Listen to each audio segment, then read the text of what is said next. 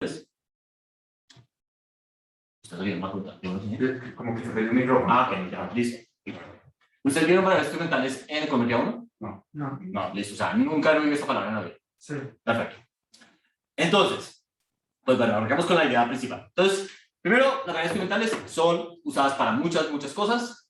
Uno puede utilizarlo para lo que se llama omitted variable bias, que es pues lo que hemos estado viendo. Básicamente, hay otra variable que explica el resultado y también explica el tratamiento. Entonces está omitida porque no la observamos, y entonces eso afecta al resultado, ¿no? Es como el ejemplo típico. También sirve, entonces para eso, pues es algo que ustedes lo pueden usar. También sirve para corregir cuando tiene errores de medición, porque los errores de medición, depende si son en la Y o en la X, pueden afectar el estimador, o sea, el vértice. Si son en la Y, no pasa nada. Si son en la X, sí son un problema. O sea, en el tratamiento, digámoslo así. Entonces, la variación interesante, pueden solucionar eso. Pues sirve, digamos, para cuando hay endogeneidad en ambos sentidos, que es simultaneidad, cuando hay causalidad reversa, y básicamente también para analizar experimentos cuando hay non-compliance, cuando la gente no toma el tratamiento que uno le sigue. Ahorita vamos a verlo. Pero entonces, básicamente sirven para todo. Pues para muchas cosas. ¿Listo? Entonces, el ejemplo típico de esto es, supongamos que ustedes tienen una curva de oferta y de demanda, y ustedes quieren identificar los parámetros. O sea, digamos que ustedes quieren saber cuánto es como la pendiente o la elasticidad de la curva de demanda y la curva de oferta. Entonces, uno normalmente no observa las curvas, ¿no? Lo que observa son, en el mercado, digamos, unos datos de cantidades y de precios. ¿Estamos de acuerdo? Entonces, uno a partir de eso quisiera pues como tratar de extraer con la curva de oferta y demanda, pero no es tan fácil. ¿Por qué? Pues pensemos, ¿no?, típico de común. Está la curva de oferta, la curva de demanda, y está el equilibrio, y uno lo que observa es el Q y ese P en un dato, ¿no? Y pues los datos realmente se ven así. O sea, hay una cantidad de cantidades y de precios que uno observa. Entonces, puede ser, no sé, cuánta cerveza se consume y cuál es el precio de la cerveza en diferentes municipios del país, y eso se ve así. Y pues solamente eso, cada uno de estos puntos es la intersección de una curva de demanda y una curva de oferta. ¿O no? Sí. Pero no es claro de ahí, pues, cómo sería la curva de demanda ni cómo la curva de oferta.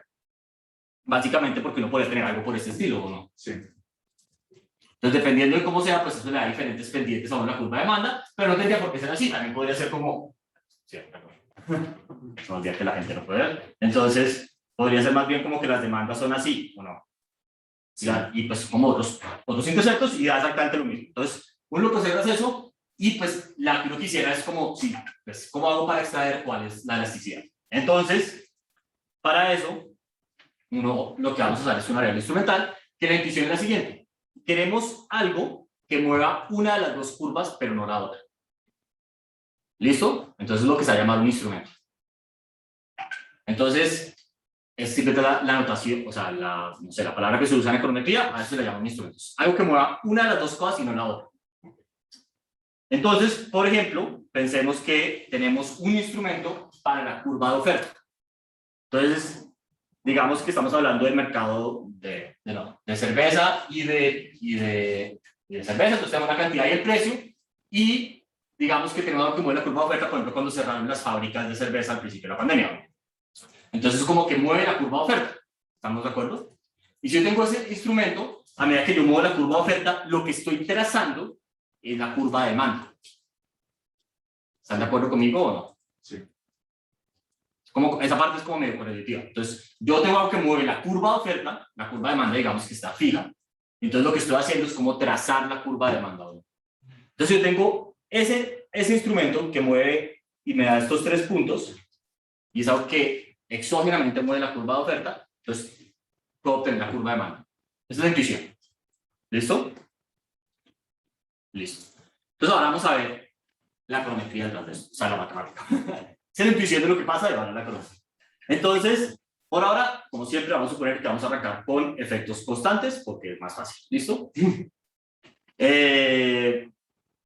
Y entonces en este caso, pues el AT es igual a TT igual a la TU, y pues beta I es igual a beta para todos los betas, para todos los I's. ¿Estamos de acuerdo o no? O sea, no hay heterogeneidad. Muy bien. Entonces, ahora veamos otro ejemplo. Este también es un ejemplo típico de las instrumentales. Entonces, digamos que yo quiero calcular cuál es el efecto de la educación en los salarios.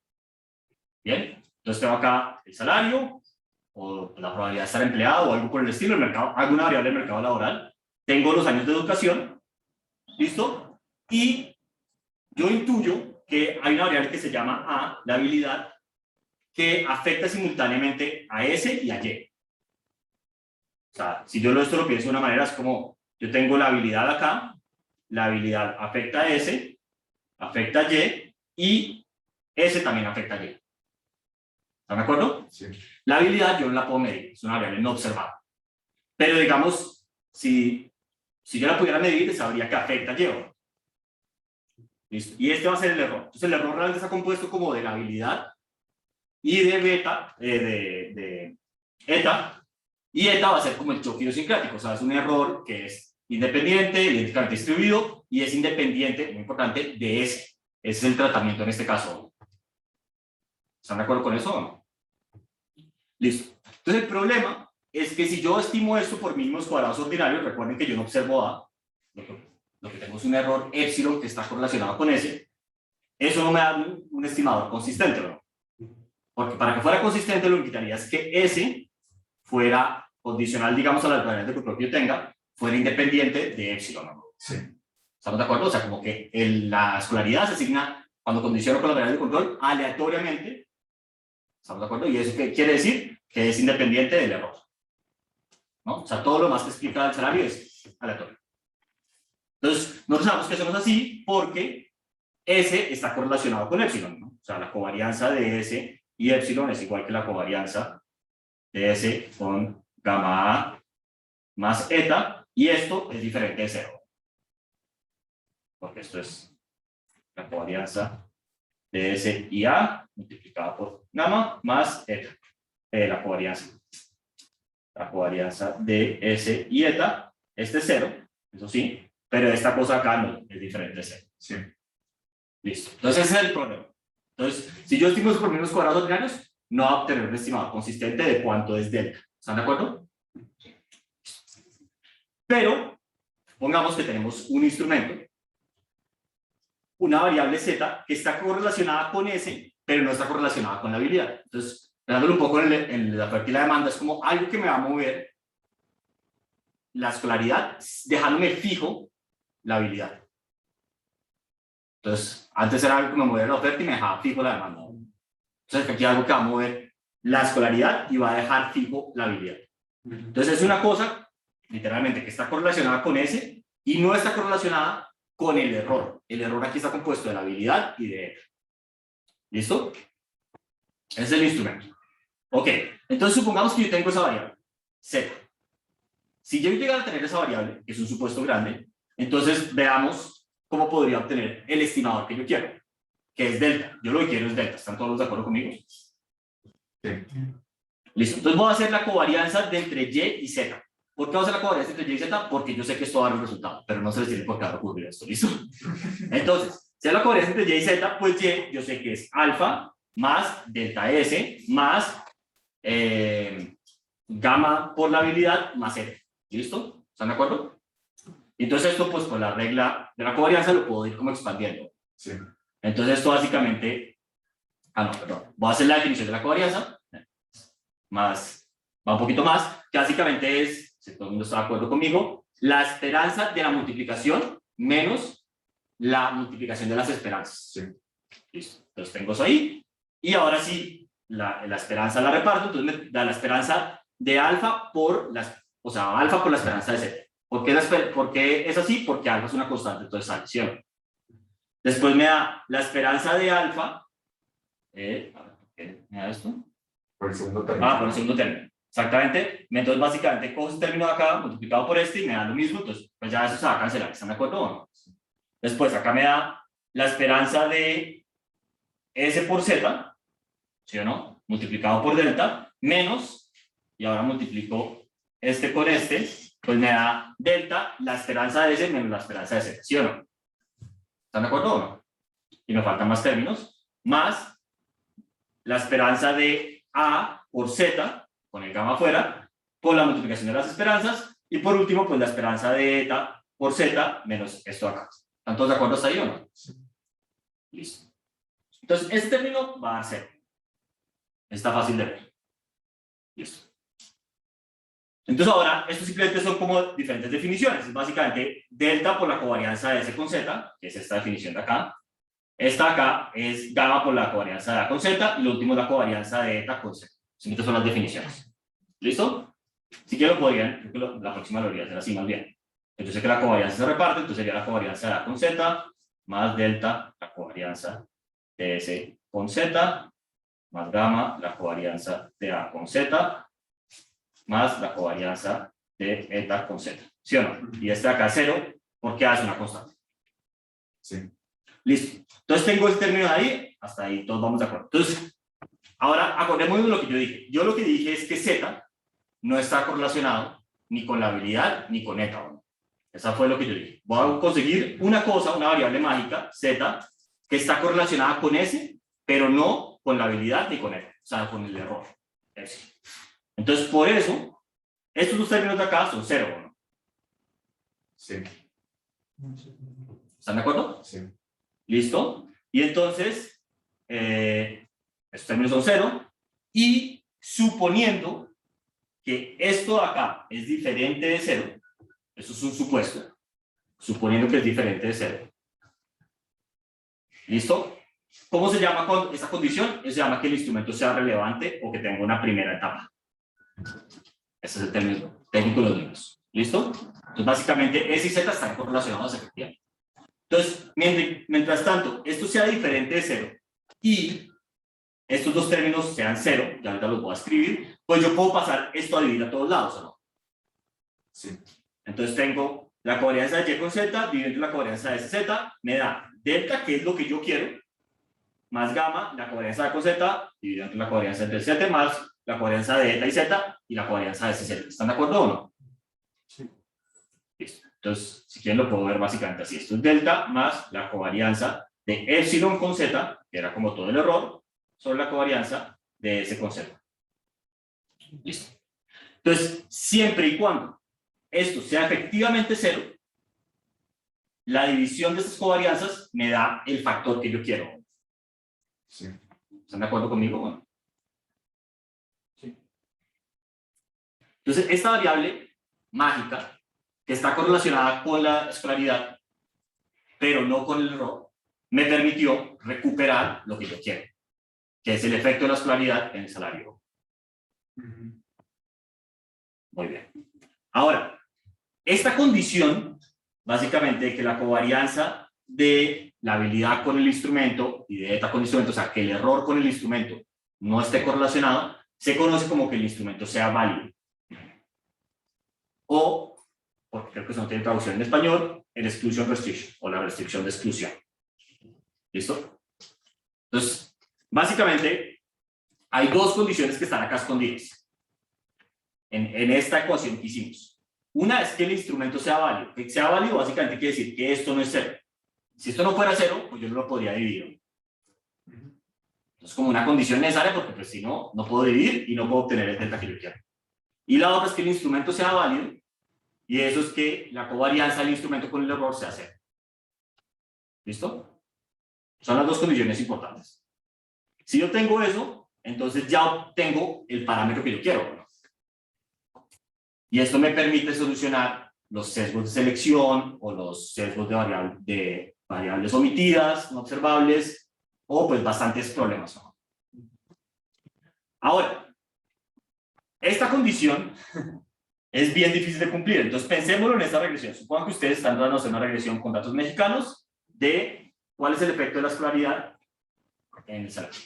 Entonces, ustedes lo que necesitan es una variable, z, que esté correlacionada con la escolaridad y no esté correlacionada con el épsilon, o sea, con cualquier otra variable que afecte la escolaridad y simultáneamente afecte el salario.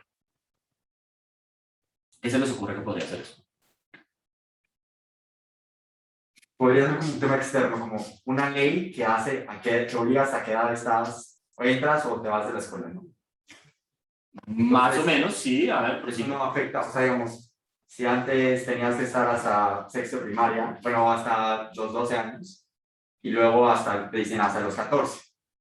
Entonces, la gente sigue teniendo la misma habilidad, entonces no afectó a, bueno, pensaría yo, no sé, tal vez Sí, no, está bien, está bien. pero sí afecta directamente la cantidad de años de escolaridad, ¿no?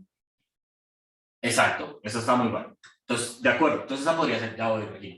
Entonces esa podría ser, es una muy buena idea. Entonces básicamente lo que tú estás diciendo es, supongamos por ejemplo que en México, no sé, en 2010 cambió la ley y dice la gente nacida después de tal año tiene que estudiar hasta el final de la preparatoria y la gente de antes, pues digamos que la ley de antes está a la secundaria. Esa es la ley mexicana del día. Entonces uno podría usar como en qué año naciste como instrumento de cuántos años de escolaridad tienes. ¿Están de acuerdo o no? Ok, a ver, ¿a quién se le ocurre por qué eso podría estar correlacionado con el error, o sea, con la habilidad, con algo más que afecte, pues digamos, simultáneamente la escolaridad y el Y? Encontrar un buen instrumento es muy difícil.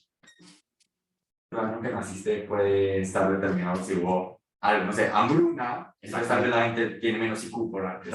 Tal cual. Entonces, por ejemplo, el año que naciste puede estar muy correlacionado con los ciclos de la actividad económica. Entonces, eso puede afectar el salario. Por una razón independiente, o sea, estaría correlacionado con el ETA, ¿o no? Básicamente. Okay. No con la habilidad, pero sí con el ETA. Okay. Bueno, entonces, esa podría ser. Entonces, Regina, creo que propuso, porque veía ahí reflejado, la escolaridad de los papás. Entonces, de acuerdo, la escolaridad de los papás probablemente está correlacionado con los años de educación. Pero, ¿con qué más podría estar correlacionado? Con la habilidad o con el ETA. El ETA es todo lo demás que afecta el salario. ¿Están de acuerdo o no? Entonces, ¿qué más podría afectar el salario? No sé, las conexiones. Y si mis papás tienen mucha escolaridad, de pronto tienen mejores conexiones y me ayudan a mí a conseguir un trabajo, un mejor trabajo. ¿Están de acuerdo o no? Entonces, está cañón. ¿Qué más? Entonces, es muy difícil. Entonces, a ver, les voy a decir unos que han sido usados. Entonces, David Carr, un estudio famoso de David Carr, lo que dice es, en la mayoría de los países hay una regla que es que si uno nace, dependiendo de la fecha en que nace, clasifica cuándo puede entrar a la escuela. Entonces, no sé cuál sea en México, pero digamos que es el 30 de agosto. Entonces, si uno nace antes del 30 de agosto, tiene que esperar, o sea, el año que uno entra en la escuela tiene que tener 5 años cumplidos para el momento que tiene, para el 30 de agosto. Entonces, si uno nace antes del 30 de agosto, le toca esperar un año más para entrar a la escuela. Perdón, si nace después. Y si nace antes, puede entrar ya ese año. Entonces, niños, digamos, alrededor de agosto, pues alrededor del 30 de agosto, muy parecidos, depende de cuándo hayan nacido, pues unos puede que tengan un año más, hayan entrado un año antes a la escuela que otros, ¿no? Entonces, como que para la misma edad, puede que tengan un año más de educación. ¿Tiene sentido eso? Sí. Entonces, ahora, ¿por qué ese no podría ser? Pues no sé. La gente que nace en invierno. No, pero piensen. O sea, ustedes seguramente aquí en la clase hay mucha gente. ¿Cómo se sentía ser si ustedes nacieron el 29 de agosto, serían el mayor de su curso? Y si nacieron el 1 de septiembre, serían el menor de su curso. ¿Están de acuerdo? ¿Y creen que eso afecta en algo sus resultados después en la vida? Podrías. No, pues ustedes no. Sí, alguna vez leí un paper que hablaba sobre eso precisamente, que había un efecto psicológico con el ser el mayor, y eso involucraba incluso el dejar la escuela. Exactamente. O sea, tenías mayor probabilidad de dejar la escuela solamente por ser mayor que el resto de tu salón. Sí, o si eres el menor, de pronto sí que le hacen bullying toda la escuela, ¿no? O sea, eres más chiquito, ¿no? Entonces, como que eso podría afectar el salario por otras cosas completamente independientes a la cantidad de educación. Encontrar un buen instrumento es muy difícil. ¿Cómo, o sea, pues aparte de hablándolo, o sea, si la variable omitida, bueno, la variable A es escondida y ni uno la vemos, ¿cómo podemos ver si la covarianza? Exacto, entonces es una gran pregunta. Entonces, perfecto, eso lo vamos a cubrir ahorita, pero hay dos supuestos claves que hemos hablado, ¿no? El primero es que sea relevante. Entonces, la covarianza entre S y Z, voy a quitar eso. Entre S y Z, eso lo puedo medir, ¿no? Yo presumiblemente tengo Z, y presumiblemente tengo S, y puedo hacer la covarianza y ver si eso no es Z. Sí, claro. ¿Están de acuerdo? Listo, lo puedo testear. En cambio, como tú lo acabas de decir, que sea válido, lo que te está pidiendo es que sea la covarianza entre A y Z y T y Z, o sea, básicamente la covarianza entre el error que no observo y Z sea 0. Sí. Como por definición no lo observo, esto no se puede medir. Entonces, como muchas cosas con econometría, es una cuestión de convencer al lector de que tienes un buen instrumento. Está bien. Entonces, para serles muy sincero, un momento, como ustedes, pues es que este libro ya no estaba, ¿se leyeron Freakonomics? Sí. Bueno, cuando Steve Levitt estaba empezando su carrera académica, que pues, habrá sido como en los 2000, más o menos, y sacó Freakonomics, las variables instrumentales eran lo que estaba de moda. Eso era lo que la gente hacía y buscaba una variable instrumental y escribía su tesis de doctorado con una variable instrumental. Y hoy día es muy difícil encontrar un instrumento, excepto en unos casos muy particulares. La variable instrumental sigue siendo muy útil, ya ahorita vamos a ver por qué, pero esto como que estamos hablando ahorita, bueno, yo voy a hacer una regresión, Y contra educación y voy a buscar un instrumento para la educación, eso ya es muy poco probado, ya casi no lo hace nadie, porque es muy difícil. Entonces Levi, por ejemplo, tenía uno de los papers famosos, que está en Freakonomics, es una relación que es muy difícil de tratar de probar muchas veces en muchos contextos, es si aumentar el pie de fuerza de la policía disminuye la criminalidad. Porque eso es difícil de ver. O sea, digamos, yo quise hacer una regresión de Y, que digamos es crimen, ¿no? Contra alfa más beta policía, digamos que son policías per cápita o algo por el estilo, y eso, ¿no? O sea, intuitivamente porque esto es difícil. Porque puedes tener causalidad en bidireccional. Exactamente. Entonces, si aumenta el crimen, tú puedes querer subir el pie de fuerza. Y si aumentas el pie de fuerza, puede caer el crimen. Entonces, como que hay en ambas direcciones, y aparte, pues está el épsilon. Hay como otros factores que afectan las dos. No sé, si Ciudad de México mañana, por alguna razón, encuentra que hay petróleo bajo la tierra, pues tiene más plata. Y esa plata, pues la puede gastar en policía, y eso puede traer más crimen. Porque hay petróleo por el estilo. Sí. Entonces, hay muchas razones por las cuales esto es una pregunta muy difícil. Entonces, Levi lo que dice es, yo voy a usar como instrumento para la policía si uno está en un año electoral o no. Entonces, la teoría de él es un año electoral, hay algo que afecta a la policía, o sea, le incrementa, que es básicamente los políticos quieren que la gente diga que está haciendo algo, que se aumenta el pie de fuerza, aumenta a la policía, pero eso no debería estar relacionado con el EPS, o sea, con el error. O sea, no debería afectar el Y de ninguna otra manera. Y entonces usa eso como instrumento. Ahora, de nuevo, a mí se me pueden ocurrir millones de historias de cómo un año electoral puede aumentar el crimen, ¿no? Claro. ¿Están de acuerdo o no? Sí. Por canales diferentes, esa es la clave, por un canal diferente a el que estamos hablando de que sería la policía. Entonces, si eso pasa, pues ya. ¿Podría como repetir en palabras, el instrumento solo afecta como que la variable que quieres y no... O sea, la manera de pensar es eso. El instrumento tiene que afectar tu variable que endógena, se llama, o sea, en este caso la policía. Y la única manera en que afecta el Y es a través de la policía. Eso es o sea, eso es que sea válido. O sea, que sea relevante es que afecta a la policía. Y que sea válido es que la única manera en que ese instrumento afecta el Y es a través de la policía. Otra manera de decir eso es que no está correlacionado con el error. O sea, no hay una de relación entre el instrumento y el error. O sea, las otras cosas que afectan a la policía. Eso está pues difícil. En nuestro ejemplo, esto sería que solo afecta al salario o el empleo a través de la educación. ¿Y la educación? ¿O solo... No, solo a través de la educación, porque la habilidad no la medimos. Ah, es lo que queremos, de hecho, ver, ¿no? Ah, ok. Exacto.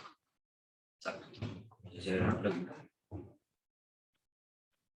Ok, ¿eso tiene sentido? Sí. Entonces, ahora, esto que vimos acá está muy bonito, con covarianzas y demás, pero ahí no hay ningún error estándar.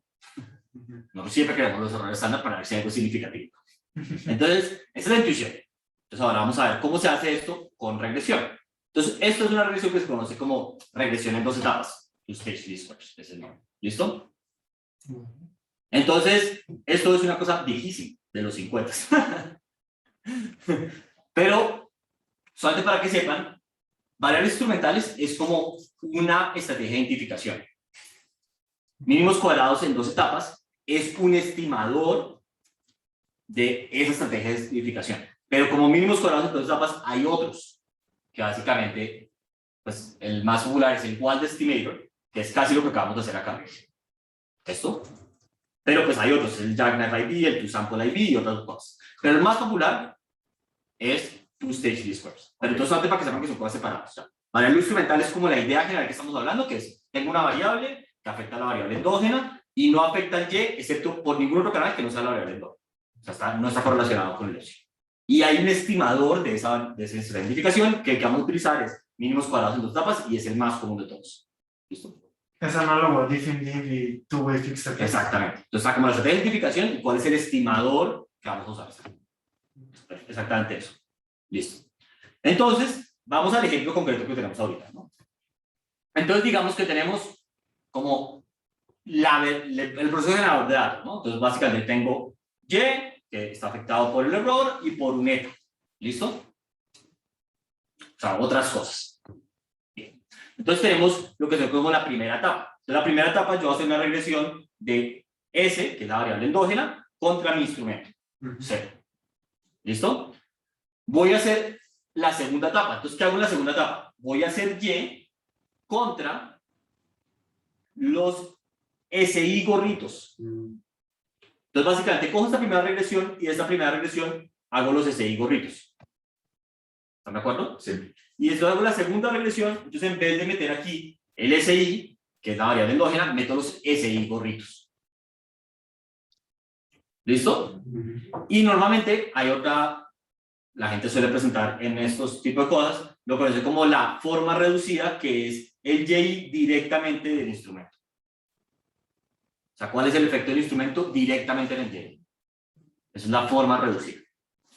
Entonces recuerden que la parte clave para que esto sea algo válido, porque eso, los supuestos siguen siendo los mismos, es que el instrumento sea válido. O sea, que la correlación o la covarianza entre el instrumento y el error, o sea, todo lo demás que explica Y, sea cero. Y que el instrumento sea válido. O sea, que el efecto de Z en SI, este ρ, sea diferente de cero. Porque recuerden que este ρ, básicamente es la covarianza entre SI y ZI sobre la varianza de ZI. ¿Están de acuerdo? Sí. Porque ese es el estimado de mínimos cuadrados ordinarios. Entonces, para que decir que esto acá es diferente de cero, debemos decir que ρ es diferente de cero. ¿Están de acuerdo o no? Sí. Listo. Ahora, recuerden que todo esto acá, excepto por este SI gorrito, no tiene gorritos. O sea, todo esto es como lo que pasa en la vida real. Yo realmente no observo ρ. Lo que voy a observar es un ρ gorrito. Sí. Que me va a ayudar a darme una pista de si ρ es cero o no. Pero podría ser que ρ me dé significativo y el verdadero ρ sea cero, ¿o no? Hay un chance pequeño que eso pase, ¿no? Sí. O viceversa, que el ρ no sea cero y a mí me dio muy cercano a cero. Eso también puede pasar. Pero pues, mínimos cuadrados es consistente, entonces el promedio me va a decir si estoy bien o no. ¿Están de acuerdo o no? Sí. Pero es para que veamos la diferencia entre el ρ verdadero y el ρ gorrito. Son cosas diferentes. Entonces, estas son como las ecuaciones básicas de cualquier variable instrumental. Entonces, de nuevo, es, digamos, como el modelo básico que yo realmente pues, no observo, ¿no? Es Y, que depende de ese I, y un error. Yo no observo casi nada ahí, pues no observo el error, principalmente, que es lo más grave. Tengo la primera etapa, que es la variable endógena, le hago una regresión contra la variable instrumental, y eso me va a ayudar a determinar si el instrumento es relevante. Tengo la segunda etapa, que básicamente va a ser Y, o sea, la variable de resultado, contra los SI gorritos, o sea, los fitted values de la variable endógena. Y tengo la forma reducida, que es Y contra Z. ¿Listo? ¿Están todos de acuerdo conmigo o no? Sí. Ahora, vamos a ver cómo vamos a obtener el estimador de mínimos de Y. Entonces, recuerden que este delta ya lo hemos visto antes. Básicamente, la covarianza de Y con Z dividido la covarianza de S con Z. Ahora, voy a hacer simplemente dividir entre la varianza de Z arriba y abajo. ¿Están de acuerdo o no? Sí. No dice nada. Listo. Entonces, ahora, esto acá se parece como un estimador de mínimos cuadrados ordinarios, ¿o no? Sí. ¿A cuál sería de estos de acá? Entonces, para recordarles, la covarianza de Z y Y dividido entre la varianza de Z. ¿Es el reduced ¿O form? no? No, sería este, ¿o no? Sí. ¿Están de acuerdo o no? Entonces, básicamente sería pi, ¿o no? Y este de acá, ahora sí, creo que tú ibas por el buen camino, pero en el segundo. Entonces, esta es la covarianza de Z y S sobre la varianza de S. ¿Ese cuál sería? El first stage. Sí. Este de acá, ¿o no? ¿Están de acuerdo conmigo o no? ¿Todos? Sí. Este sí sería ρ. ¿Listo? Entonces, básicamente, aquí, si reemplazo estas cosas por, pues digamos, sus varianzas muestrales, entonces lo que obtengo es pi gorrito dividido entre ρ gorrito, ¿o no? Y eso, pues me da el estimador de mínimos cuadrados en dos etapas. ¿Están de acuerdo o no? Ahí tampoco tengo todavía errores estándar, ¿no? Entonces te van a preguntar, ¿qué onda? ¿Qué hicimos? Pero entonces va a pasar más magia. Ahora, recuerden que, digamos, yo tengo la primera etapa que es esta, ¿sí o no? ¿Están de acuerdo conmigo? Sí. Muy bien. Y entonces el S gorro es gamma gorro más rho gorro por Z. ¿No? Ajá. Entonces ahora les voy a mostrar cuánto sería la covarianza de ese gorro con Y dividido entre la varianza de ese gorro, que sería el estimador de mínimos cuadrados ordinarios de esta segunda regresión, ¿no? Ah, sí. ¿Están de acuerdo o no? Sí. Listo. Entonces vamos a hacer eso. Y esto acá, si yo lo expando, pues yo sé que S, como ya les dije, era esta cosa, ¿no? Gamma gorro más rho gorro por Z, o la varianza con Y la varianza A. Entonces esto lo va a expandir simplemente. Entonces esto me da rho, la covarianza de Z con Y. ¿Qué pasó con la covarianza entre esta cosa gorro y Y? ¿Es cero o no? Porque esta es una constante. ¿Están de acuerdo o no? Sí. ¿Listo? Entonces aquí me queda rho, la covarianza. Y por algo parecido, como esto es una constante, cuando hago la varianza de una constante más rho z, pues desaparece eso, ¿no? Entonces me sale el rho al cuadrado, la varianza de z. Y entonces esto me queda, se cancela uno de estos, ¿no? Entonces esto me queda básicamente la covarianza de z con y dividido entre rho, gorro, la varianza de z. Y esto acá es pi o no, pi gorro.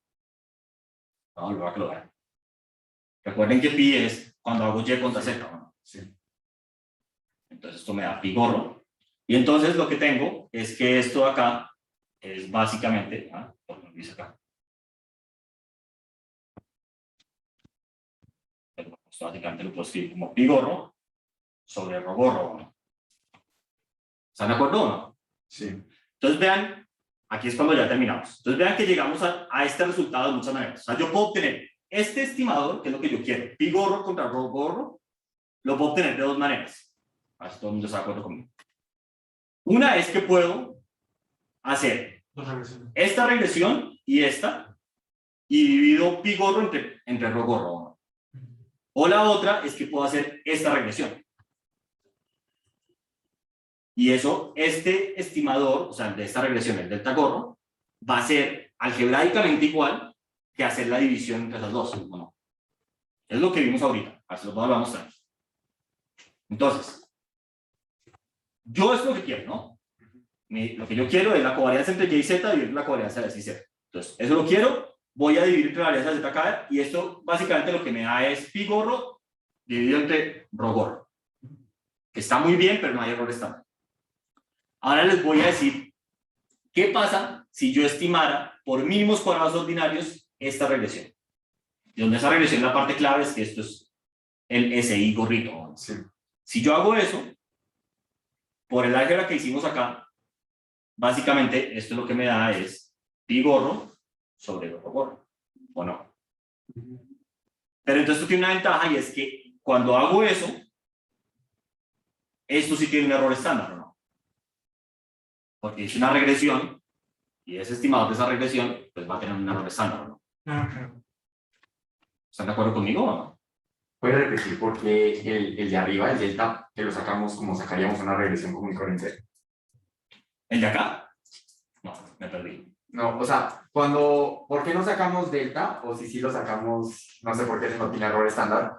Sí, sí podemos sacar ese i, ¿no? Porque tenemos ZI, podríamos sacar ese i gorro y correr la regresión De de acá, ese i gorro. dices, ¿esto? No, me perdí, perdón. No, podríamos.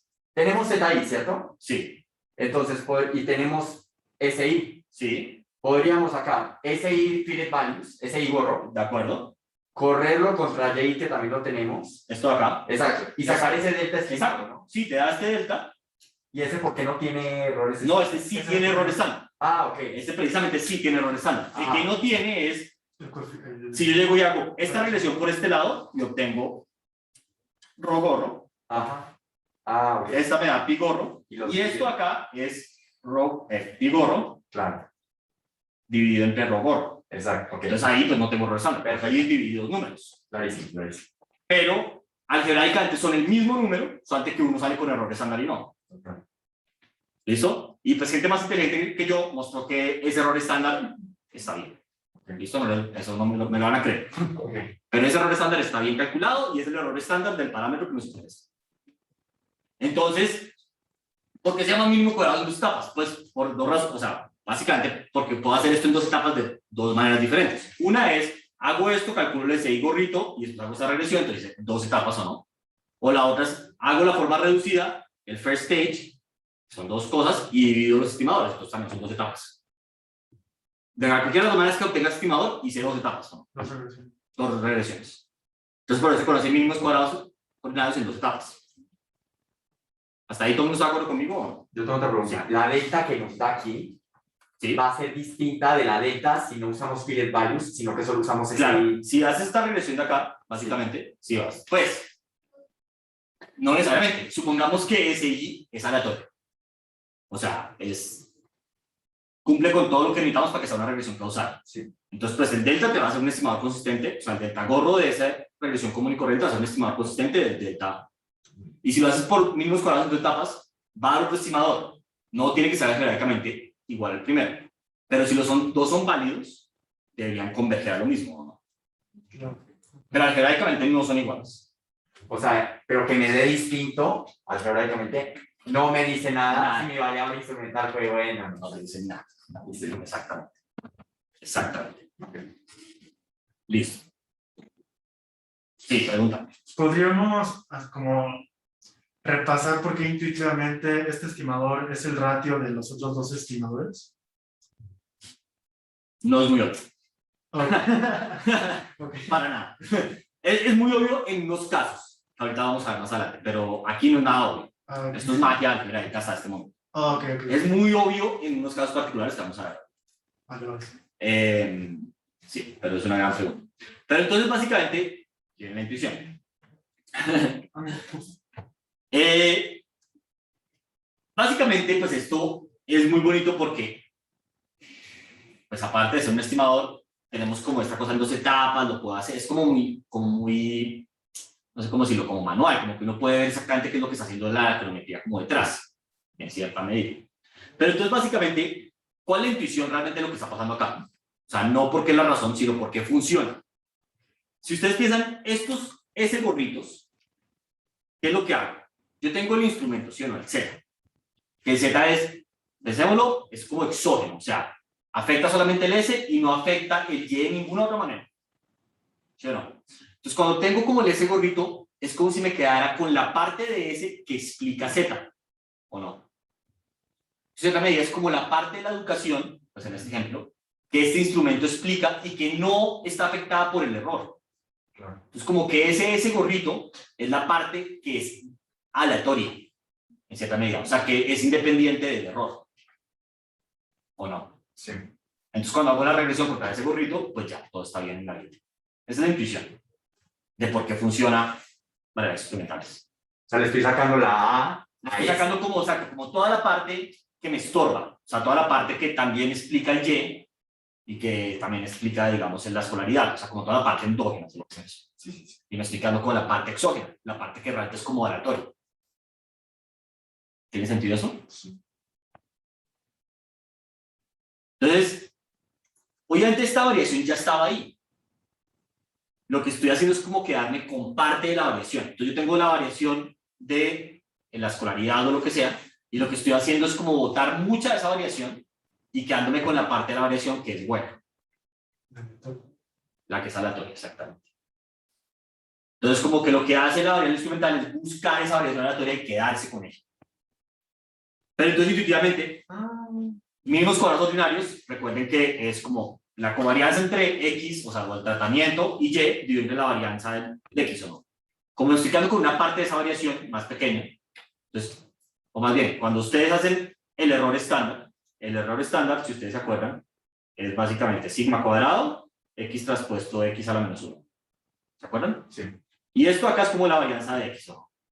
Pero como ahora me estoy quedando con una varianza más pequeña de X, no con toda la variación de X, sino con la variación de X que es exógena, entonces los errores estándar van a ser más grandes. ¿Tiene sentido eso? Intuitivamente. Hay una esfera que muestra eso, intuitivamente. Entonces yo, básicamente, lo que está haciendo esto es buscar en el tratamiento, la X o la escolaridad K, la variación que me sirve, la que es eso, la que es como aleatoria. Me quedo con esa variación. Entonces tengo menos variación. Entonces lo que hace es que el error estándar del beta vaya a ser más grande. Pero, pues al menos ahora esto es consistente. ¿Sí? Entonces hay como un trade, pues simplemente es para que caigamos en cuenta de eso, ¿no? Como que estoy perdiendo precisión en el sentido que tengo como más dispersión en el beta, gorrito, o sea, como un error estándar más grande en ese estimador, pero pues ahora le estoy pegando en promedio el parámetro que a mí me interesa, pero es consistente. ¿Tiene sentido eso o no? Por ejemplo, si nosotros, bueno, habíamos dicho al principio del curso que si tienes un experimento y tu tratamiento es aleatorio, esa es una regresión sobre un tratamiento aleatorio causal, ¿no? Sí. Aquí lo que haces es conseguir esa variación, bueno, esa cosa aleatoria. Sí, como, digamos que tiene los datos del mundo, ¿no? Y hay una parte de esos datos que es aleatoria. Entonces, por eso conoces la segunda regresión con algo que ya es aleatorio, explicado aleatorio, ahora sí ya te sale causal. Exacto. Pero como ese es una subconjunto de los datos, pensémoslo así, intuitivamente es como si hiciera la regresión con menos datos. Claro, sí. Y por eso es que el error estándar te da más grande. Es como la intuición. Si usted, o sea, si yo tengo una regresión, mi beta me da significativo en algún punto, y luego lo intento sacar con una instrumental y me deja de ser significativo porque el error estándar ya es más grande y que estoy usando más. O sea, ¿sería mejor quedarme con el instrumental o...? Siempre. ¿Sí? Porque al menos le estás pegando en promedio el parámetro que quieres. Ok. El otro, pues, es significativo, pero si es inconsistente, pues, sí. Ok, listo. Ahora, entonces, por ejemplo, ¿cuál es? A ver si lo tengo por acá. No, lo tengo. Bueno, listo. Entonces, ¿cuál es un instrumento, por ejemplo, que sí es un instrumento válido? Que es Angris, tiene un paper famoso de eso. Entonces, en Estados Unidos, cuando fue la guerra de Vietnam, lo que hacían para llamar a la gente a la guerra es que llegaban y hacían una lotería todo desde televisión. Literal. Y sacaban una bolita y la bolita tenía una fecha de nacimiento. Y si tenía tu fecha de nacimiento, tenías que ir a la guerra. Todos los días hacían eso. Entonces, esto es como un instrumento de si tú tienes que ir a la guerra o no. Porque entonces, digamos que yo quiero medir cuál es el efecto causal de estar en el ejército. En lo que sea. En estrés postraumático, en salario, en disciplina, no sé lo que sea. Entonces, estamos de acuerdo que esa regresión es súper enorme. Porque básicamente la gente que se une al ejército con la gente que no se une al ejército es muy diferente. Entonces ya pues como que ya no es el efecto unirse al ejército, es todas estas otras cosas. Pero entonces aquí tengo un instrumento, porque es una cosa que afecta si yo me unía al ejército o no, pero no, casi que por definición no puede afectar nada más, ¿o no? Sí. Porque es aleatorio. ¿Están de acuerdo o no? Sí. Entonces yo puedo usar, si te salió, básicamente salió la balota con mi fecha de nacimiento como instrumento de si me unía al ejército o no, y ver cuál es el efecto del ejército en otras cosas, ¿no? ¿Tiene sentido eso o no? Pero entonces, intuitivamente estoy usando menos variación de los datos, porque ya no estoy usando toda la gente que se unió al ejército, probablemente que no, sino solamente como la gente que se unió por la balota. Y por eso es que es como un subconjunto de la variación de los datos. Sí. ¿De acuerdo o no? De nuevo, encontrar instrumentos como este es muy difícil.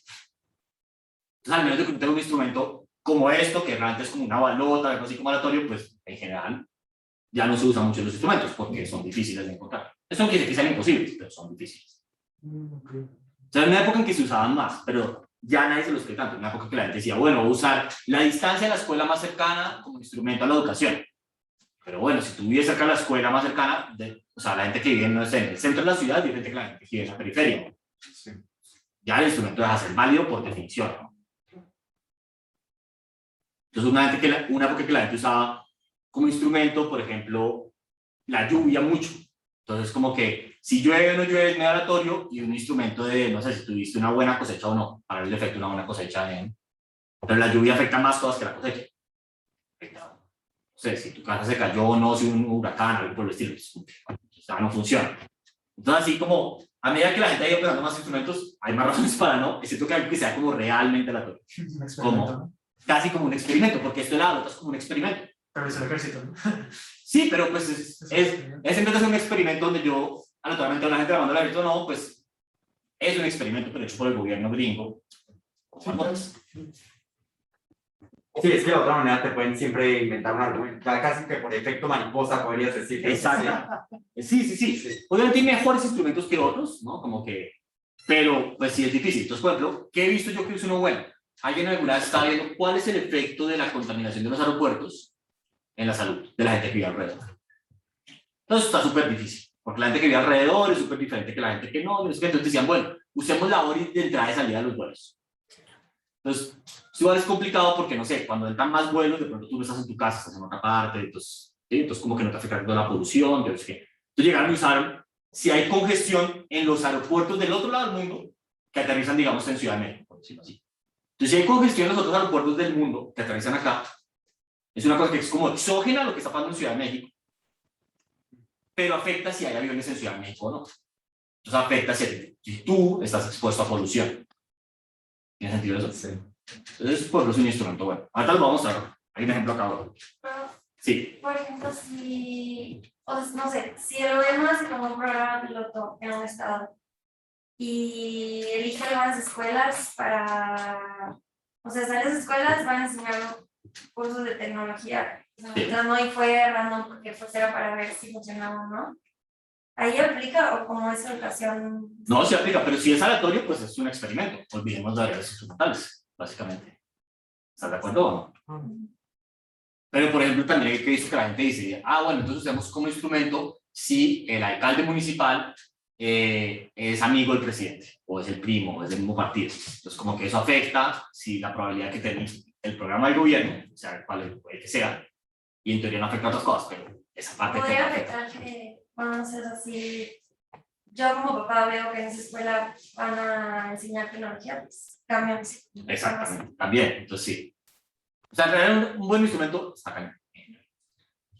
Por lo que veo en general es por lo de validez, ¿no? O sea, Por la validez, exacto. Porque esa es la parte de la historia, ¿no? Que es relevante, pues tú lo muestras en los datos. Hay una correlación y ya. Muestras que el rol es significativo, digamos, intuitivamente, ¿no? Y ya. Pero la validez, pues, es muy fácil tumbarla con historia, básicamente. En el 99% de los casos. Y la gente se ha vuelto, yo diría que es como hasta incómodo a veces, pero la gente se ha vuelto como muy pedante y muy como voy a buscar cómo hago para inventar una historia de efecto mariposa que tu instrumento no es válido. Sí, tal cual. Y es muy fácil inventar una historia que no es válida en realidad, excepto, pues no sé, hay unos cuantos casos en los que sí, pero en el 99% de los casos es muy difícil. Entonces, pues. Escribiendo novelas con... Entonces ahora, sí. Entonces ahora, ¿cómo se estima esto en la vida real, no? Entonces, bueno, obviamente ustedes no pueden hacer esto a mano. Pueden estimar literalmente el rho gorrito y el pi gorrito y hacer la división, pero no tienen errores estándar. Entonces, pues, eso no está bueno. La otra es, literalmente, pueden hacer los fitted values de S y hacer la regresión de Y con esos fitted values y ahí tienen los errores estándar. Hay un problema, esos errores estándar están mal. Pero no es que estén súper mal, es que les falta un ajuste de grados de libertad. Porque intuitivamente yo estimé o sea, yo tengo que tener en cuenta que los S gorritos son estimados, no son los valores verdaderos. Entonces, básicamente alguien ya se inventó eso, no se preocupen. Y entonces ustedes en Stata pueden usar IBREC y ya, y en R pueden usar IBREC también, o el paquete LFE, o pues muchos paquetes para estimar mínimos cuadrados ordinarios en los estados. Y básicamente lo que les pide el paquete es ¿cuál es la variable endógena? La escolaridad en nuestro ejemplo. ¿Y cuál es el instrumento? Y ya. Y él la estima todo de uno. ¿Listo? O sea, él saca los errores estándar que son. ¿Cuáles son? No es muy importante, pero son los errores correctos. ¿Listo? Ya alguien escribe un paper de que son los correctos y le vamos a creer. Por así. Hasta ahí todos estamos de acuerdo cómo se hace esto en la práctica. Entonces, nunca, o sea, esto que lo vimos a mano es para que vean la intuición, pero no lo hagan a mano nunca. ¿No? Realmente le dicen a R, hazme mínimos cuadrados ordinarios en dos etapas, este es Y, esta es la variable endógena, este es el instrumento y ya está. ¿No? Muy bien. Ahora, hay un problema grave que es muy común y son los instrumentos débiles. Entonces ya vamos a ver qué es. Entonces, para que sepan cuándo no va a ser variables instrumentales. Entonces, básicamente, un instrumento débil es cuando la primera etapa es muy débil, o sea, cuando la correlación entre el instrumento y la variable endógena, la escolaridad en nuestro ejemplo, es muy bajita. ¿Listo? Entonces, si usted tiene una variable o sea, un instrumento débil, la cura, que es hacer una regresión de variables mentales, puede ser peor que la enfermedad, básicamente. Ya lo vamos a ver. Entonces, básicamente, si ustedes recuerdan, yo he llegado a esto de acá. A que lo de IB era la covarianza entre Y y Z y la covarianza entre X y Z, ¿no? Esta es la primera etapa. O sea, qué tan fuerte es el instrumento. Este es el que yo quiero. Y hemos dicho, bueno, estos de acá son casi cero, ¿no? O sea, esto es básicamente delta más la covarianza entre Z y epsilon sobre la covarianza entre S y Z. Y este, digamos que es cero. Ok, por las razones que nosotros ya dijimos, en la mayoría de los casos esto no va a ser 0, 0, 0. Pero si es muy pequeño, pues va a estar sesgado, pero no mucho, ¿no? Sí. Excepto si lo que divide es un número muy pequeño también. Porque ¿qué pasa cuando yo divido entre un número muy pequeño? O sea, entonces básicamente, si este número es muy pequeño, va como a expandir la parte endógena o no exógena del instrumento. Entonces, así esa parte sea pequeña, puede que cuando lo divido entre un instrumento débil, eso se vuelva gigante. Si el instrumento es muy fuerte, o sea, esta correlación es muy alta, pues entonces va a estar dividiendo entre algo más pequeño. Entonces ya no es tan grande. Lo de cobranza pequeña, ¿eso es medible o intuible? Esta de acá Ajá, es intuible. Esta de acá es medible. ajá, ajá. Sí. Entonces tú sí puedes ver si el instrumento es débil. Ok, ¿Estamos de acuerdo? Pero no puedes ver si es, pues, qué tan válido es, por así. claro. Donde qué tan válido es, qué tan cercano a hacer esa correlación. Pero digamos que si la historia es muy rebuscada, de las que hemos estado hablando, no, pues es que es el efecto mariposa, no, entonces bueno, pues ya, ok, entonces pensemos que es pequeño. Pero si es pequeño y tu instrumento es débil, pues también puedes que estés en problemas. También otra pregunta. Sí, Cuando yo le digo a R, hazme esto, él me da el delta y B, ¿no? sí, exacto. Ahora depende de los supuestos que el sumando de la derecha sea distinto de 0 o no. Exactamente. Okay. O sea, mecánicamente siempre va a dar algo, ¿no? Exactamente, es como siempre. Si utiliza la recta de una regresión, te la va a dar, te va a dar esta cosa, esta división. Ahora, si esto es igual a esto, solamente a ese término, depende de que este término sea cero. Vale. Pues que eso no lo podemos demostrar, no lo podemos medir. Ahora, tampoco queremos un instrumento que sea demasiado fuerte. ¿En qué sentido? Si la covarianza entre S y Z es 1, básicamente son la misma variable, ¿no? Y entonces como que el instrumento no me está aportando nada. O sea, es muy difícil decir, tengo un instrumento que la covarianza es 1 con S, pero no está correlacionado con el error. No, pues imposible, ¿no? Que se mueve uno a uno el uno con el otro, pues como que no estás estás sacando con toda la varianza de S, no con la parte que es exógena. Entonces como que acá hay una, ¿no? O sea, quiero un instrumento que sea fuerte, pero si es demasiado fuerte, es muy difícil argumentar que sea válido. Entonces está cañón, básicamente. Como siempre, en estas cosas. O sea, si es 1, significa o que Z no es aleatorio, o que las dos son aleatorios casi, Sí, entonces ya no necesitaría la... Exactamente, sí, algo así es como, pues, sí. Si es 1 es como, ¿para qué? No, Claro. esto está muy difícil. Bueno, listo.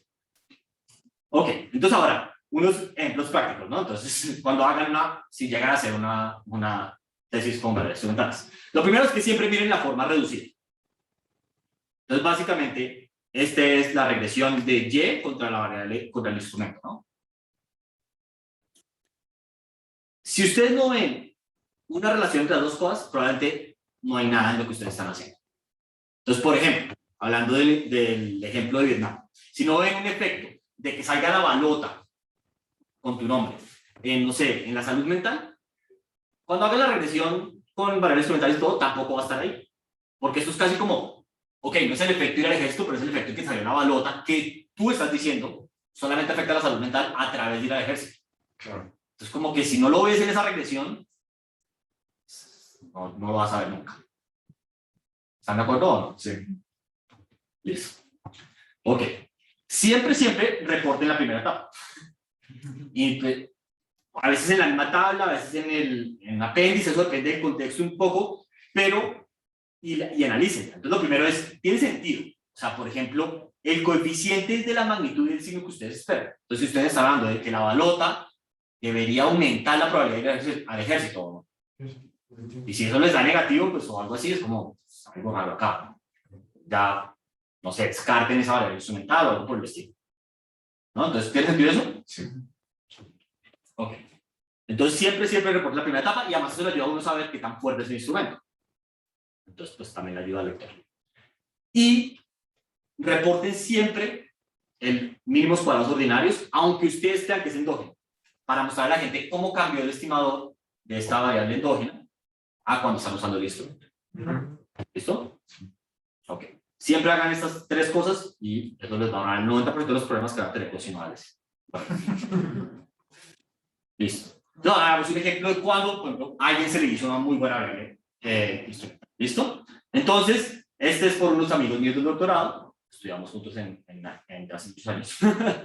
Pero entonces, básicamente, lo que ellos quieren estudiar, como dice el título del paper, es cuál es el efecto de dormir en la productividad. Entonces, esto, como se pueden imaginar, es una pregunta muy difícil de estudiar. Porque la gente que duerme más, a la gente que duerme menos, es muy diferente en millones de razones, ¿no? Sí. ¿Están todos de acuerdo? Entonces, si yo quiero saber cuál es el efecto de dormir una hora extra en la productividad, pues ya está muy difícil. Entonces, esa regresión es súper importante. Entonces, lo que ellos requieren, básicamente, es variación exógena en las horas de dormir, ¿no? Y lo que ellos van a usar es cuál es la hora del atardecer como instrumento. La hora del atardecer, ¿no? Entonces, ¿cuál es aquí como la parte clave? Básicamente, los humanos, como muchos animales, son animales diurnos y apenas se oculta el sol, uno empieza a producir melatonina y le da sueño. ¿Estamos de acuerdo? Sí. Entonces, como que, si empiezo a anochecer más temprano, yo me levanto antes. ¿Listo? Y la hora del atardecer no va a estar correlacionada con otras cosas que afectan el salario, con la productividad. ¿Listo? Acá hay otro supuesto que no está escrito acá en esto, pero es clave, y es que, y esto sí pasa, por ejemplo, en México, la hora en la que arrancan las cosas no varía durante el año. O sea, la hora en la que me tengo que levantar para ser un hombre productivo, digamos, si trabajo en un trabajo de 9 a 5, pues no cambia con la hora del atardecer, ¿no? Ah, ok, sí, sí. El trabajo no dice, como está atardeciéndose o amaneciendo más tarde, entonces tú puedes llegar más tarde. No, si tienes que llegar a la hora que tienes que llegar. Home office, digamos. Bueno, eso es prejuicio. Y asumiendo que no eres un profesor, que nadie revisa que hora llego. Pero en la mayoría de los trabajos, pues digamos, esto es verdad, ¿no? Entonces, como que la hora en la que la ciudad se activa, digamos, no varía con el atardecer ni con el amanecer. Pero el atardecer varía y yo estoy en mi casa en la tarde normalmente y me empezaba sueñito antes o después. Eso es un poco después. Entonces, ¿qué es muy bonito de eso? Que Estados Unidos tiene muchas horas horarias, estos son Estados Unidos, pero ¿qué se podría hacer? Uno tiene muchas horas horarias que están marcadas por estas líneas de acá. ¿Listo? ¿Sí? Sí. Estas son las zonas horarias de Estados Unidos. Entonces, es como Eastern Time, Western Time, Central Time, Mountain Time, y ya no recuerdo cómo se llama ahora. Pero bueno, esas son. ¿Listo? Entonces, ¿qué es muy importante? Que esto no es un instrumento ni de latitud ni de longitud. Y esto lo aprendí yo cuando vi este tema, porque yo pensaba que el atardecer solamente dependía de la latitud o de la longitud, y no es verdad. Entonces, por ejemplo, vean estos dos puntos que están en más latitud. ¿Sí? Entonces, esto es septiembre 23, y a medida que va pasando el año, esto a medida que en el mismo día, septiembre 23, vean cómo avanza el anochecer. ¿Listo? Entonces, a las 11:44 horas centrales de Europa, pues para que sea, ¿no? Porque es para que no sea confuso, esa es la línea de atardecer, más tardecito se va moviendo así vertical. ¿Listo? Eso es en septiembre. Sí, sí. Y un tiempo después, obviamente llega el atardecer a esta otra ciudad. Y esos dos puntos están en la misma zona horaria. Entonces, digamos, en septiembre 23, la diferencia del anochecer entre uno y el otro punto es, digamos, empezamos en, ya me perdí cuando empezamos. Empezamos en el 23:44 y ¿cuánto es eso? 1 hora y media después, anochece en este otro punto. Pero eso está en el más zona horaria. Entonces, para una gente, anochece a las 5:30 de la tarde y para otra gente, anochece a las 7 de la noche. ¿Tiene sentido eso o no? Entonces, La idea es que los que están a la derecha se van a dormir más temprano, porque el cuerpo empieza a producir melatonina más temprano. Pero todos se tienen que levantar a las 8 de la mañana o a las 7 de la mañana para llegar a su trabajo. Listo. ¿Qué pasa? Que cómo avanza el atardecer también depende de la época del año. Entonces, esto es diciembre 21. Entonces, diciembre 21, la cosa se está moviendo hacia el atardecer, los mismos dos pueblos, y el atardecer llega mucho tiempo después. Entonces, como que la diferencia es más marcada en otra época del año, y aparte, no solamente hay varianza como entre dos latitudes, sino también entre longitudes, ¿o no? Porque depende de la época del año. Listo. Profe, perdón, yo no entendí. Se tardó 1 hora en llegar en ambos puntos, ¿no? No. A ver.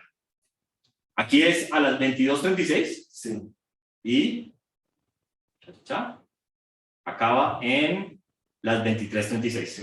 Una hora. Y antes fue 1 hora y media. Ah, ok. Entonces ahora es más cortico, perdón, al revés. Entonces, ¿cuánto es la diferencia entre esas dos personas? Depende de la época del año, depende de la latitud y depende de la longitud.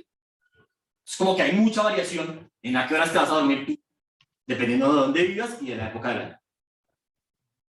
¿Están de acuerdo o no? Y aparte de eso hay otras variaciones, y después obviamente este personaje y este de acá, digamos, si cambio de zona horaria, hacen otra variación que tiene que ver con la zona horaria. Entonces, está muy cerquita y para uno se anochece 1 hora antes que para el otro.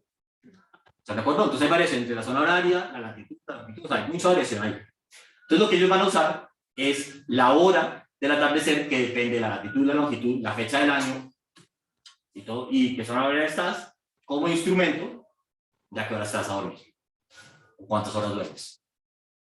¿Listo? Muy bien. Entonces es lo que hemos hablado. Básicamente, entre más temprano se anochece, más probable que te duermas. Eso está documentado, lo pueden ellos mirar en sus datos, es irrelevante el instrumento. La hora en la que empiezan a trabajar no depende ni del amanecer ni del atardecer, porque pues, las ciudades tienen como horarios estándar, ¿no? Horario de banco, básicamente. ¿Listo? Y entonces, básicamente, la hora del atardecer afecta, o sea, es un instrumento válido, y básicamente lo que ellos ven es que 1 hora extra de atardecer, o sea, como que tú lo experimentes, se traduce en 35 minutos más de sueño. Entonces, dos personas que están en el mismo punto de Estados Unidos y en la misma zona horaria, y una experimenta el atardecer 1 hora antes, duerme 35 minutos más. Esto sería el first stage. Este es el first stage. ¿Qué tan relevante es el instrumento? Eso es relevante. Ahorita lo vemos en una regresión, pero es relevante, básicamente. Okay. Qué pena, para la parte que el first stage, tú no necesitas mostrar causalidad, ¿verdad? No, nada, no. Solo es como que hay una Es una correlación. correlación, exactamente. Perfecto. Sí, Y aún así sí puedo tener causalidad. es de la siguiente. Perfecto. Tal cual. Listo. Entonces acá ellos pues básicamente te están mostrando la regresión, pero en una grafiquita. Que es básicamente a qué hora se atardece y cuánto duermes, y básicamente entre más temprano se atardece, se oculta el sol, más duermes. ¿Listo? Entonces esto es que hay una primera etapa. Perfecto. Entonces ahora va a tratar de convencerlo a uno, y esa es la parte de, va a echar una chacha. Bueno, entonces básicamente que es válido. Entonces básicamente dice, pues no está correlacionado con cuánto dura el día, o sea, las horas del día, que uno podría pensar que afecta la productividad, porque pues si anochece más temprano, amanece más temprano. ¿Están de acuerdo o no? No es algo que tenga que ver, digamos, con algo moderno de si hay ciudades que están en un lado o del otro, porque cuando fueron establecidas las zonas horarias de Estados Unidos fue cuando llegó el tren en 1853. Entonces, como que no es algo que tenga que ver hoy día con la productividad de California, digamos, versus otras partes de Estados Unidos. Y pues básicamente todo esto tiene que ver con cosas como científicas. Pues queremos que el día dure más o menos como las que yo estoy aquí despierto, ¿no? Y toda la cosa. Pues, básicamente se están convenciendo que esto es válido. Ahora, ¿qué idea se les ocurre a ustedes de por qué no podría ser válido?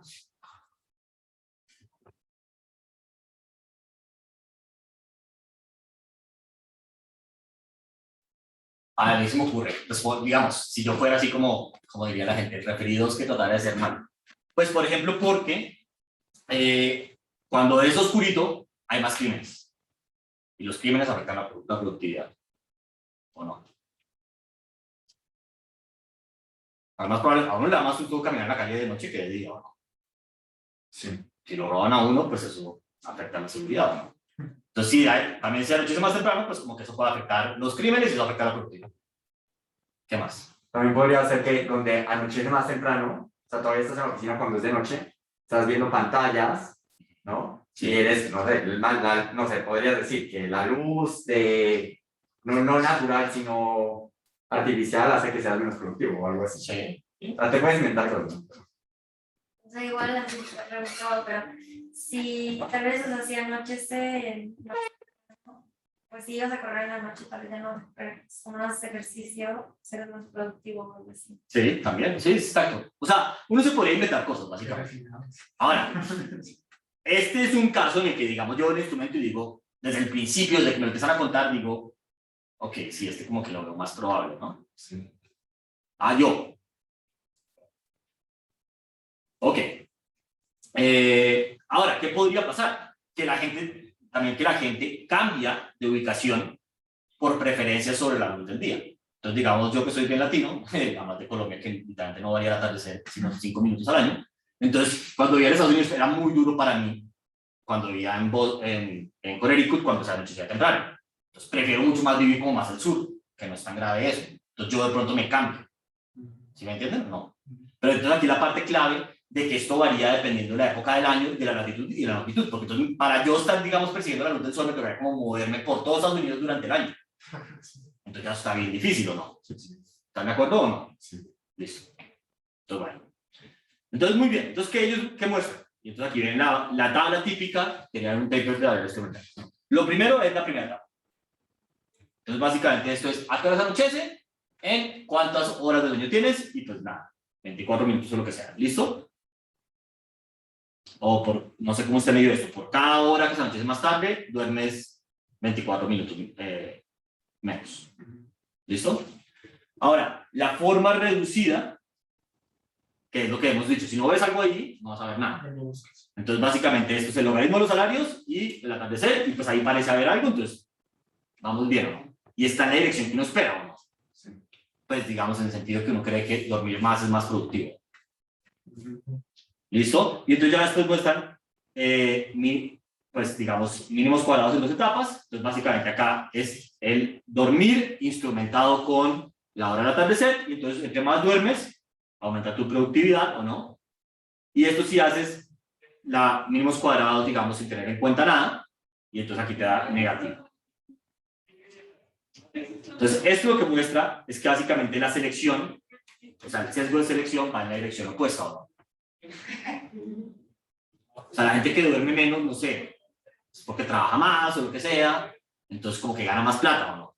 Entonces uno podría pensar, hay una relación negativa, no, más bien, la gente que duerme menos, sí, trabaja más, gana más plata, no sé, le echa más ganas al trabajo, lo que sea, la ascienden, entonces uno piensa, en realidad hay una relación negativa entre el salario, entre dormir y el salario. Pero cuando corrige eso, con mínimos cuadrados en 2 etapas, o sea, el sesgo de selección, nos da que efectivamente dormir más aumenta la productividad. Bueno. Una pregunta, ya es como en este caso del paper. O sea, porque yo veo .0035 y digo, pues. Logaritmo de salario. Es lo mismo del salario, ¿no? Sí. Entonces, diríamos que como que un punto por no. Aumentar en 1 hora el sueño, supongamos que no estoy seguro, pero estoy casi seguro que está medio en horas. Entonces, aumentar 1 hora el sueño. No, o sea, ¿Qué hace? como es logaritmo, el final, tiene que ser porcentual el final, ¿no? Exacto. Aumentar 1 hora el sueño aumenta en.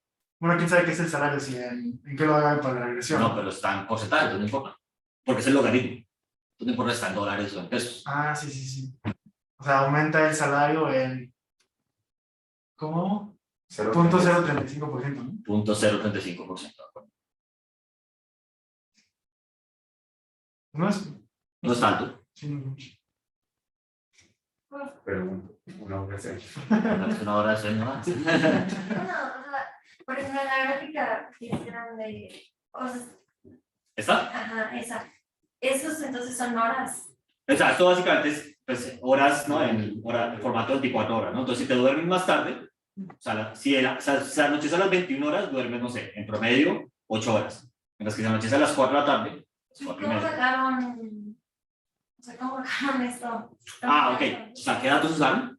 En México también hay una parecida, se llama la encuesta de uso de tiempo. Entonces, a una gente le dan un diario para que anote todo lo que hace todo el día. Que es el INEGI. Y entonces anota, me levanté a las 7, después desayuné tanto, después fui al trabajo, después hice una siesta, después y me acosté a dormir a las 9. Y eso así todos los días, durante, no sé, un periodo de tiempo. Entonces es lo que uso. Y, o sea, nada más como curiosidad. Por ejemplo, ese tipo de encuestas, así como las de salud, no son un poco sesgadas. O sea, por ejemplo, si yo sé que yo debería dormir 8 horas, pues, Claro, me diría sí. justo. No, pues tienen sus problemas, sin duda alguna. O sea, pero no hay como un ajuste. No, aquí no, sí, hay que creerles un poco que está bien. Pero sí, pero es una buena pregunta. Sí, sí. Profe, ¿podría volver a los resultados? O sea, lo que le faltó en el OLS normal, o sea, hay una variable omitida, ¿no? Sí, digamos, llamémosle, no sé, es como algo de personalidad, ¿no? Como hay gente que le gusta dormir menos y la gente que de pronto le gusta trabajar mucho y es muy intensa, no sé, y toma 10 cafés y está ahí. Entonces, de pronto esa gente gana más salario por eso, es muy intensa.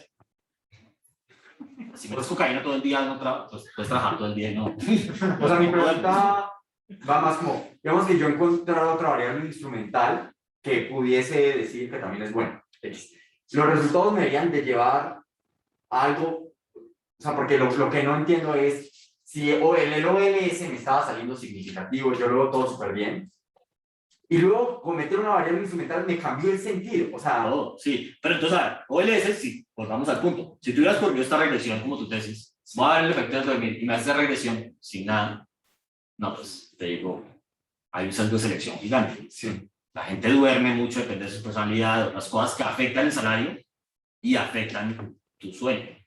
Okay. Entonces, como que es súper endógena, no te creo que sea un estimador consistente, era un estimador causal. Entonces, esto está pensando que hay un salto de selección.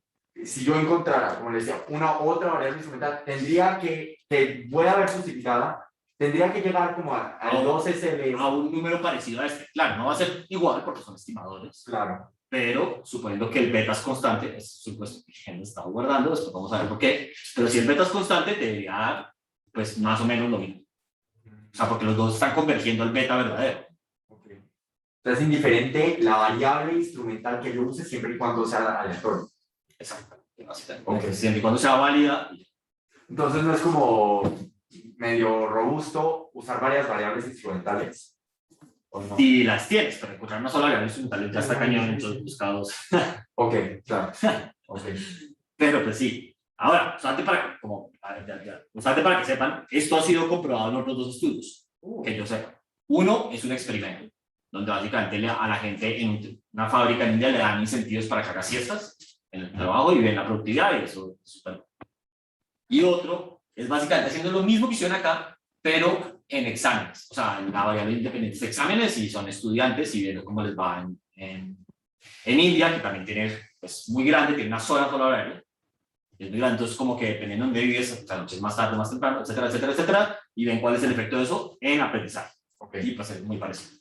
Okay. O sea, dormir es algo. Es que iba a ser como que atando cabos. Entonces, lo que hace este método es como tener una fuente de variación exógena. Exacto. Para que tu endógena. No esté correlacionada con otras cosas, ¿no? Sino con algo que es totalmente aleatorio. Exacto. Entonces, te quedas con la parte de la variable endógena, que es las horas de sueño, que es aleatorio. O sea que, ¿sí? Okay. Entonces, como te quedas con la parte del sueño que depende de esta cosa aleatoria, que es a qué horas anochece, ¿sí? Es aleatoria, y entonces con eso puedes como identificar cuál es el efecto del sueño. Qué pena, otra pregunta. ¿Los controles los meten como cosas fijos? ¿Como los controles, cómo los debo meter para este tipo de...? Tú literalmente le dices a la regresión cuáles son los controles y cuál es la variable endógena y cuál es el instrumento. Ok. Y la pregunta las 3 cosas. Perfecto. Cuando le meto la regresión que vimos hace rato. Controles adicionales. Perfecto. Gracias. Excelente. Muy bien. ¿Preguntas?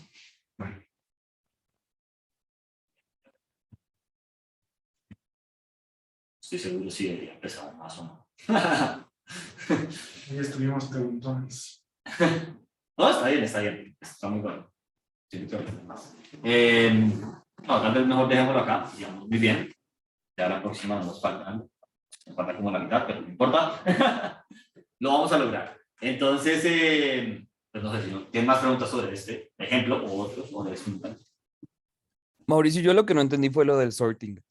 O sea, ¿no se supone que, por ejemplo, lugares que son un poquito más cálidos tienen más día de luz? O sea, ¿por qué no podría ser válido que sea distinto vivir en California que vivir en Massachusetts?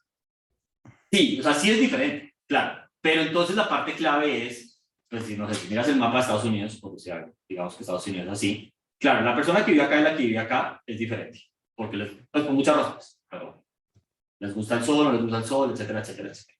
Pero esa persona que vive acá disfruta como el mismo sol, ¿estamos de acuerdo? En promedio, pero lo disfrutan en diferentes momentos del año.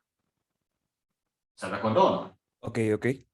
Entonces, como que comparando diferentes momentos del tiempo, pues comparar a estas personas que más o menos disfrutan como la misma cantidad de sol. Ahora, aparte de eso, pues hay otra cosa como interesante, es que una cosa es a qué horas amanece y a qué horas anochece, y otras cuántas horas de sol disfrutas al año, que tiene que ver con el clima también. Hay más, acá es donde más se disfruta el sol en Estados Unidos, comparado con, porque Florida hace muchas nubes.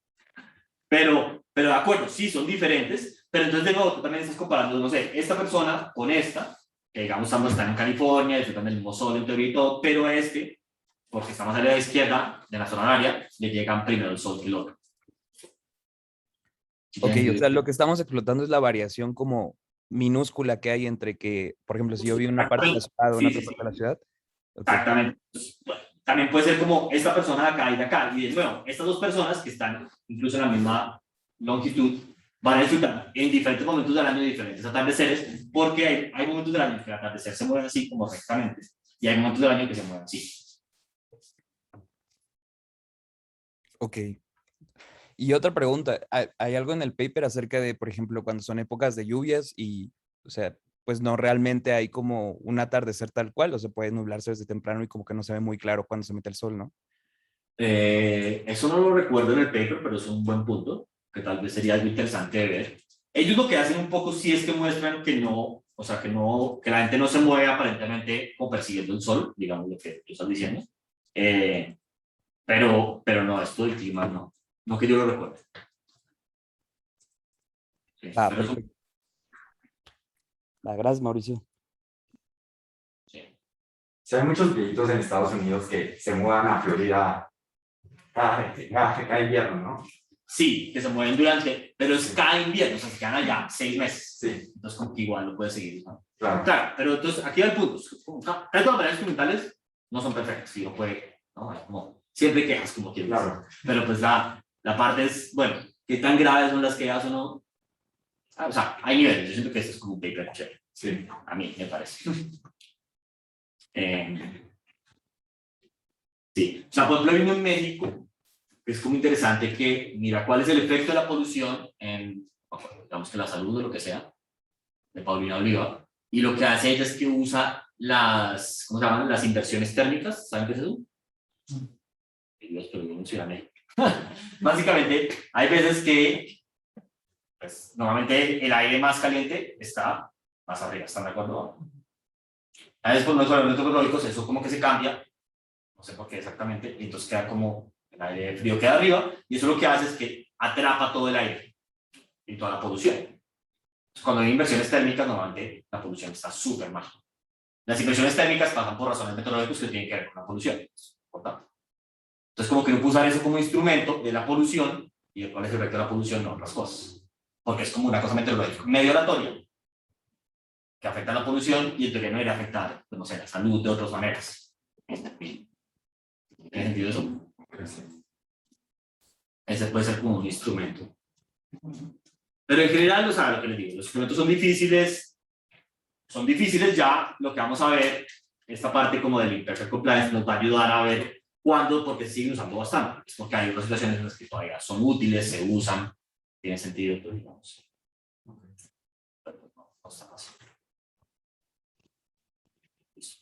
Súper. Gracias. Entonces nos vemos el martes. ¿Sí? ¿Hoy es jueves? Sí. Ya. Gracias, compañero. Gracias, profesor. Nos vemos. Gracias, Mauricio. Nos vemos. Voy a hacer una pregunta para cerrar esto. O sea, la importancia de la validez es que si no es válido, no me quedo solo con lo aleatorio de la verdad explicación, sino con otras cosas, ¿no? No, pues pasa. Entonces ya no es consistente tu estimador. Ah, ya no puedes estar, ya no sabes que el estimador es consistente para una cosa causal que tú quieres. Claro. En conclusión, si uno encuentra una variable instrumental, agárrate de ahí para hacer la